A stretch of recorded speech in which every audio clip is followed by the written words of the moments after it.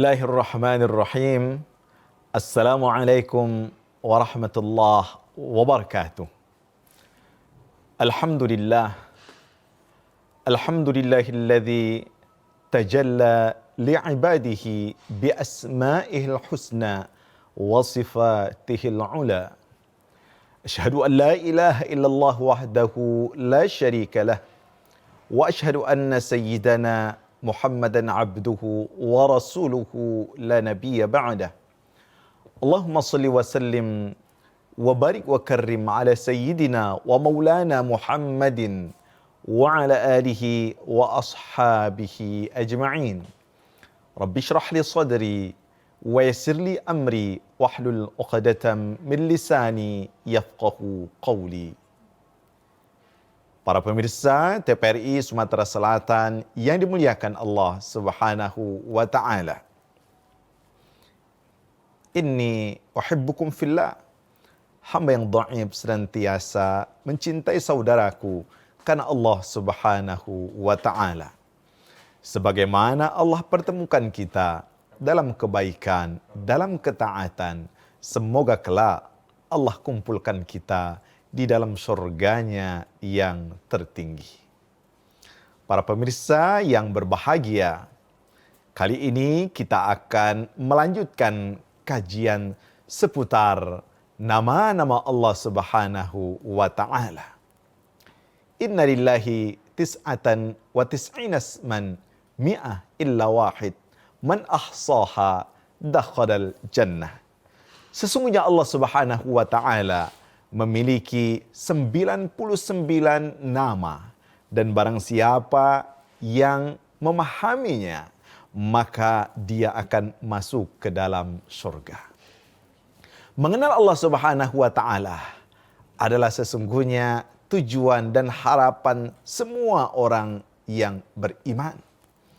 Karena kata para ulama, man wajadallaha famadza faqada wa man faqadallaha famadza wajad. Barang siapa yang mengenal Allah Subhanahu wa taala, maka tidak akan ada yang hilang dari dirinya. Sebaliknya, barang siapa yang kehilangan Allah Subhanahu wa taala, maka tidak akan berguna apapun yang dia dapatkan dari dunia ini. Kali ini kita akan membahas dua nama Allah Subhanahu wa taala yang seiring sejalan, yaitu Al-Qabid Al-Basit. Al-Qabid Al-Basit. Al-Qabid artinya Allah Subhanahu wa taala yang maha menahan, Allah Subhanahu wa taala yang maha menyempitkan. Sedangkan sebaliknya Al-Basit adalah Allah Subhanahu wa taala yang maha melapangkan, Allah Subhanahu wa taala yang maha meluaskan. Kata para ulama, salah satu dari adab dan cara yang baik untuk menyebutkan nama Allah Subhanahu wa taala tidak boleh dipisahkan antara Al-Qabid dan Al-Basit. Karena bila tidak difahami dengan baik, ketika kita menyebutkan satu nama saja, Al-Qabid, ini menunjukkan sebuah hal yang tidak baik bagi Allah Subhanahu wa taala. Karena di situ bermakna Allah menyempitkan, Allah menahan rizki, Allah menahan yang lain-lainnya. Maka dia harus diiringi dengan Al-Basit, nama Allah yang berikutnya, yaitu Allah Subhanahu wa taala yang maha melampangkan, Allah Subhanahu wa taala yang maha meluaskan. Nama Allah Subhanahu wa taala Al-Qabid Al-Basit ini di dalam Al-Quran sering diungkapkan. Misalnya, wallahu yaqbidu wa yabsutu wa ilaihi turja'un. Dan dialah Allah Subhanahu wa taala yang maha menahan, maha menyempitkan, dan Allah Subhanahu wa taala pula yang maha meluaskan dan melapangkan, dan kepada Allah Subhanahu wa taala mereka atau kalian akan dikembalikan. Dari sini para ulama menjelaskan bahawa kehidupan kita manusia ini tidak lepas dari dua kondisi. Kadang kita merasakan kondisi yang sangat lapang sekali. Semua urusan lancar, semua urusan mudah. Tetapi seringkali juga manusia dan kita merasakan kondisi serba sempit, serba susah, serba tidak enak. Itulah kehidupan kita manusia. Kita kadang-kadang Allah Subhanahu wa taala sempitkan, Allah tahan rezeki kita, dan sebaliknya kadang-kadang Allah Subhanahu wa taala lapangkan kehidupan kita. Dan Allah Subhanahu wa taala ketika Allah menahan, menyempitkan kepada hambanya, itu bukan karena Allah Subhanahu wa taala benci, tetapi untuk hikmah yang Allah Subhanahu wa taala sudah siapkan bagi hamba-hambanya. Sebaliknya ketika Allah Subhanahu wa taala meluaskan, melapangkan rizki, melapangkan segala sesuatu bagi hambanya, itu bukan israf, bukan kemubaziran, tetapi Allah Subhanahu wa taala dengan rahmat dan kasih sayangnya memberikan balasan kepada mereka yang taat kepada Allah Subhanahu wa taala.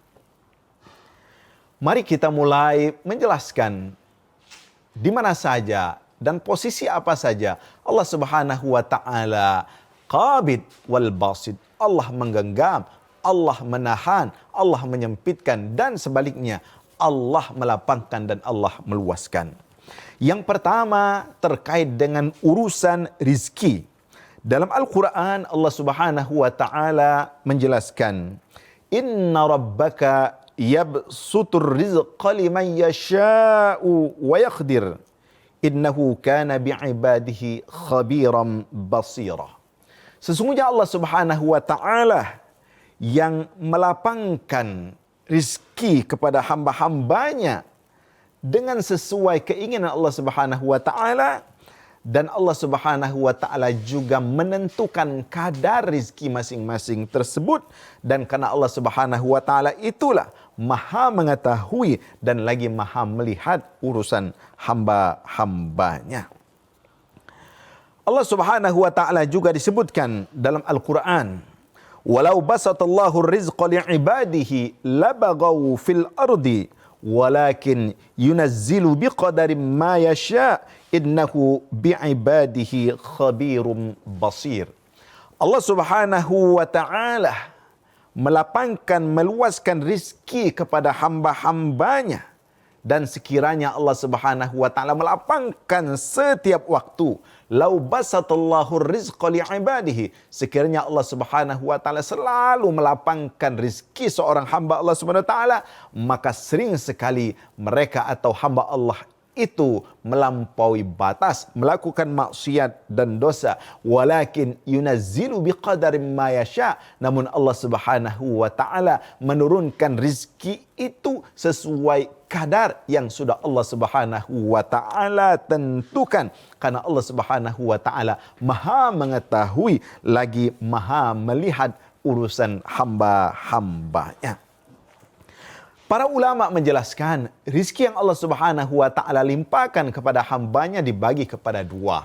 Yang pertama, rizki madi yang bersifat materi. Yang kedua, rizki yang bersifat ruhani. Rizki yang bersifat materi adalah yang kita rasakan dari kelapangan harta, kesehatan, dan sebagainya. Dari rizki-rizki yang kita rasakan, itu bisa disebut dengan rizki materi atau madi. Dan ketika kita hanya sekedar melihat rizki berbentuk materi, maka sesungguhnya yang kita lihat adalah urusan rizki. Tetapi sebaliknya, apabila kita memperhatikan dan konsen terhadap rizki rohani, maka sesungguhnya yang sangat kita perhatikan bagaimana muamalah kita kepada Allah yang menganugerahkan rizki tersebut. Ketika kita hanya terfokus pada rizki yang berbentuk materi semata, maka sesungguhnya yang kita lihat itu adalah benda yang fana dan akan selesai, habis. Tetapi ketika kita diberikan oleh Allah Subhanahu wa taala rizki rohani, maka sesungguhnya kita senantiasa bermuamalah dengan Allah Ar-Razzaq, Allah yang maha pemberi rizki. Selanjutnya, Al-Qabid Al-Basit ini terkait juga dengan urusan ruh. Kita akan lanjutkan setelah pesan-pesan yang berikut ini.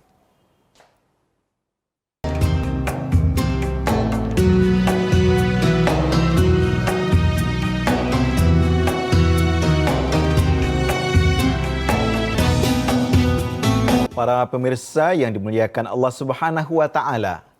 Nama Allah Subhanahu wa taala Al-Qabid Al-Basit juga terkait dengan urusan ruh atau nyawa hamba-hambanya. Dalam sebuah riwayat disebutkan, "Innallaha qabada arwahakum hina sya' wa raddaha hina sya'." Apa yang dimaksud dengan Allah menahan atau menyempitkan nyawa? Kata para ulama, menahan di sini boleh jadi Allah tahan selamanya sehingga seseorang itu wafat, atau mereka ditidurkan oleh Allah Subhanahu wa taala. Waraddaha hina sya', dan Allah mengembalikannya, dan itu disebut juga dengan al-bast. Jadi ketika dikaitkan dengan urusan ruh, maka Allah Subhanahu wa taala memang memiliki hak khusus untuk memberikan seseorang umur yang panjang atau tidak. Karena itu, ketika kita memahami nama Allah Subhanahu wa taala Al-Qabid Al-Basit, maka ketika Allah panjangkan umurnya, maka Allah Subhanahu wa taala sedang meluaskan, melapangkan, dan itu pengejauhan tahan dari nama Al-Basit. Sebaliknya, apabila ruh seseorang dicabut, maka itu tidak lain tidak bukan adalah pengejauhan tahan dari nama Al-Qabid. Selanjutnya, nama Allah Al-Qabid Al-Basit juga dikaitkan dengan bumi ini. Dalam Al-Quran disebutkan bahwasanya Allah Subhanahu wa taala, Allah menggenggam bumi, dan juga Allah Subhanahu wa taala meluaskan bumi ini. Kapan Allah genggam? Allah genggam ketika nanti pada hari kiamat Allah Subhanahu wa taala hancurkan dan Allah lapangkan, luaskan, ketika saat ini Allah hamparkan bumi ini. Dalam Al-Quran disebutkan, "Wa ma qadarullaha haqqa qadrihi wal ardu jami'an qabdatuhu yaumal qiyamah was samawati matwiyatum biyaminih." Dalam sebuah hadis disebutkan, "Innallaha yaqbidu yaumal qiyamatil arda wa takunus samawati biyaminih." Pada hari kiamat nanti Allah Subhanahu wa taala akan menahan, Allah akan menggenggam bumi ini, dalam makna Allah akan menghancurkan bumi ini. Itu bila dikaitkan dengan nama Allah Al-Qabid Al-Basit. Begitu juga nama Allah Subhanahu wa taala Al-Qabid Al-Basit ketika dikaitkan dengan As-Sahab. As-Sahab artinya awan. Ketika Allah Subhanahu wa taala tahan awan, kemudian Allah Subhanahu wa taala bebaskan juga awan bergerak, maka itu ada kaitannya dengan nama Allah Al-Qabid Al-Basit. Maka ada saja tempat-tempat yang Allah turunkan hujan, dan juga ada tempat-tempat yang Allah tahan air hujan tersebut. Maka hak untuk menurunkan hujan atau menahan hujan itu terkait dengan nama Allah Subhanahu wa taala Al-Qabid Al-Basit. Juga nama Allah Subhanahu wa taala terkait dengan at-taubah, dengan taubat. Allah Subhanahu wa taala ketika Allah mudahkan seseorang untuk bertaubat kepadanya, berarti saat itu nama Allah Al-Basit disebutkan dalam sebuah riwayat.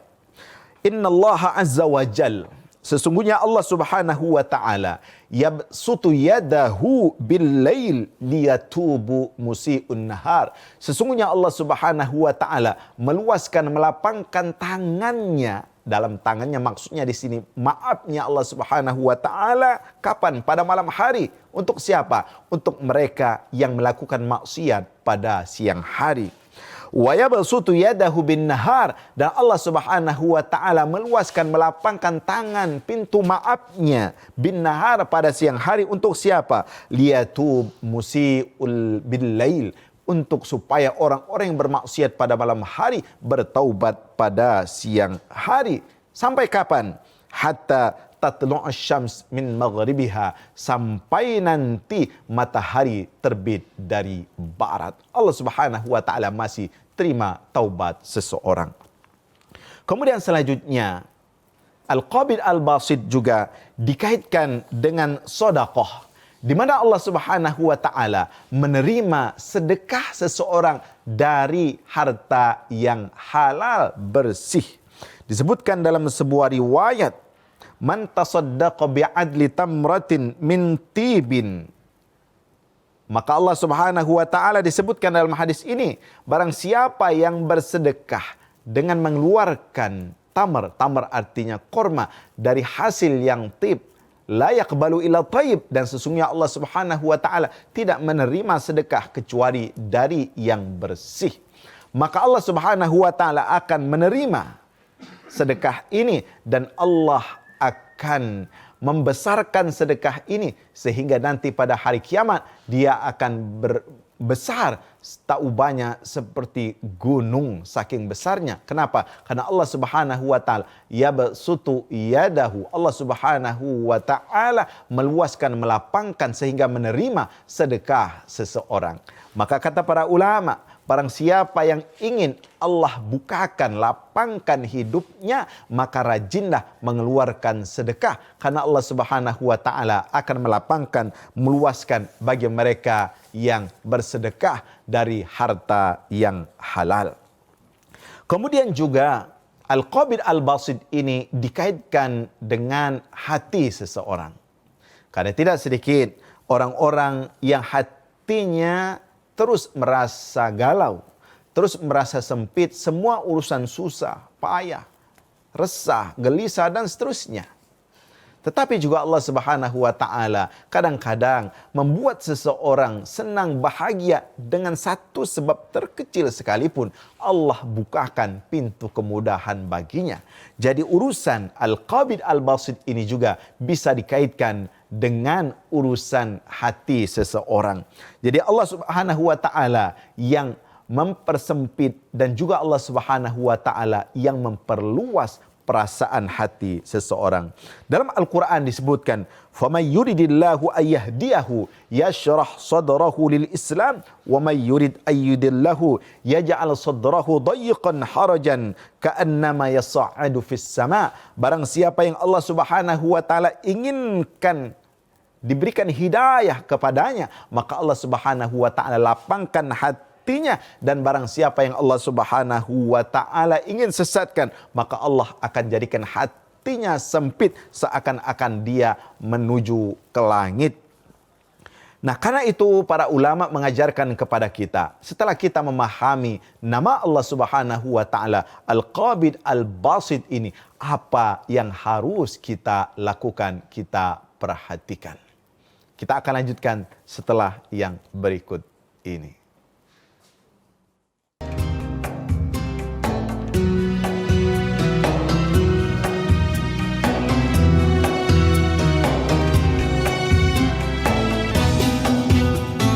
Para pemirsa yang dimuliakan Allah Subhanahu wa taala, apa yang hendaknya kita lakukan sebagai seorang muslim setelah kita mengenal nama Allah Subhanahu wa taala Al-Qabid Al-Basit, Allah yang maha menahan, Allah yang maha menyempitkan, dan Allah yang maha melapangkan dan meluaskan ini.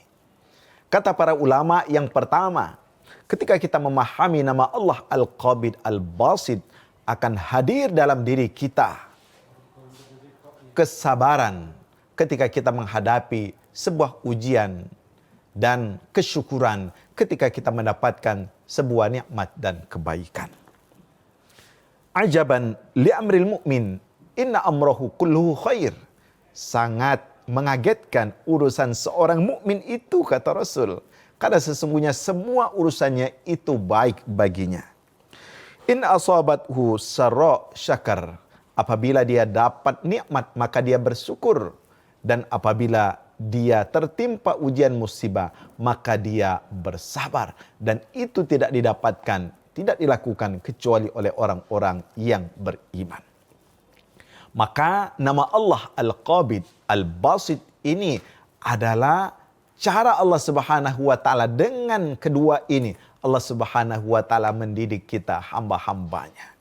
Ketika kita lalai, karena boleh jadi Allah meluaskan rizki, melapangkan harta kita, Allah berikan kemudahan demi kemudahan, sehingga sering sekali kita lupa kepada Allah Subhanahu wa taala. Di situ Allah Al-Qabid, Allah menahan, Allah menyempitkan urusan kita. Ketika itu kita sadar kembali dan kita ingat kembali, lalu kita kembali kepada Allah Subhanahu wa taala. Yang kedua, kata para ulama, ketika kita memahami nama Allah Al-Qabid, Al-Basit ini, hendaknya kita menghindarkan diri kita dari hal-hal yang menjadikan disempitkan urusan kita. Penyebab utama disempitkan urusan kita, kata para ulama, tidak lain dan tidak bukan adalah adz-dzunub wal khataya. Dosa, maksiat yang kita kerjakan ini menjadi sebab musabab diri kita dipersempit oleh Allah Subhanahu wa taala dalam segala urusan. Karena dosa yang kita lakukan itu akan membekas, baik itu dalam raut wajah kita, kemudian dalam ungkapan bicara kita, dan lebih dari itu Allah Subhanahu wa taala akan persempit rizki kita. Maka ketika kita sudah memahami nama Allah Al-Qabid Al-Basit, maka kita hendaknya menghindarkan diri kita dari hal-hal yang akan menjadikan diri kita sempit, diri kita tertahan dari rahmat Allah Subhanahu wa taala. Yang ketiga, ketika kita memahami nama Allah Al-Qabid Al-Basit, hendaknya kita berusaha mencari sebab-sebab yang menyampaikan kita kepada kelapangan, kepada keluasan dari nikmat-nikmat Allah Subhanahu wa taala. Kata para ulama, banyak hal yang bisa dikerjakan, bisa dilakukan. Di antaranya zikrullah. Ala bizikrillah tatmainnul qulub. Ketahuilah sesungguhnya dengan ingat Allah Subhanahu wa taala, maka hati kita akan menjadi tenang. Maka ketika kita memahami nama Allah Subhanahu wa taala ini, kita akan berusaha sekuat tenaga mencari sebab-sebab yang membuat diri kita tenang, bahagia, luas, lapang dalam segala urusan kita. Disebutkan pula bahwasanya salah satu cara untuk membuat hati kita terbuka, lapang, luas adalah sebutkan dalam sebuah hadis, in aradta ayyalina qalbak, apabila engkau menginginkan hatimu itu lembut, luas, lapang, maka hendaknya engkau memberikan makan kepada fakir miskin, fa'at'imil miskin wamsah ra'sal yatim. Beri makan orang-orang miskin dan usaplah kepala anak yatim. Nah, banyak hal yang bisa kita kerjakan untuk mendapatkan keluasan, kelapangan rahmat Allah Subhanahu wa taala. Berikutnya yang perlu kita perhatikan, ketika kita sudah memahami nama Allah Subhanahu wa taala Al-Qabid Al-Basit, maka ketika kita berdakwah, ketika kita mengajak orang, hendaknya kita berada pada dua posisi ini. Kadang-kadang kita keras, tegas dalam makna kita mengingatkan, dan dalam satu sisi kita juga sering memotivasi dan memberikan harapan. Jadi Al-Qabid kita dengan tegas dan keras, kemudian Al-Basit satu saat kita juga harus memberikan motivasi dan semangat. Begitu juga dengan orang tua yang harus mengurus anaknya. Tidak boleh keras selalu dan tidak boleh lembut selalu. Hendaknya berada dalam kondisi Al-Qabid Al-Basit. Semoga bermanfaat dan memberikan pencerahan bagi kita semuanya. Bismillah. Semoga Allah Subhanahu wa taala mengokohkan hati kita dan semoga Allah Subhanahu wa taala memudahkan urusan kita semuanya. Amin. Allahumma amin. Wassalamualaikum warahmatullahi wabarakatuh.